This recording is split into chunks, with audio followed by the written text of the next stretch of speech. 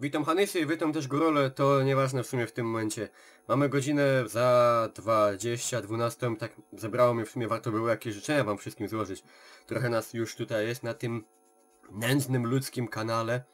Tak więc co, nie chciałem robić jakieś takie początkowo, takie jakieś, że tam najlepsze gry tego roku, najbardziej oczekiwane tamtego, ale już tyle ludzi to zrobiło i na pewno zrobiło to lepiej niż ja bym mógł to zrobić, tak więc ja wam wszystkim pióro na hopy i dziołchy życzę i wszystkim paniom oraz gościom życzę, aby ten rok przyszły 2013 był przynajmniej nie gorszy od tego bieżącego jeszcze 2012. Ja nie jestem wymagający.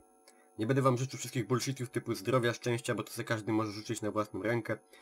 Żeby nie był gorszy niż ten, żeby przyniósł dużo płodnych materiałów od wszelakiej maści youtuberów, łącznie ze mną, z nami, żeby wam się oglądało dobrze innych youtuberów, żebyście czerpali z tego jakiś fan jakikolwiek, bo to po to jest właśnie.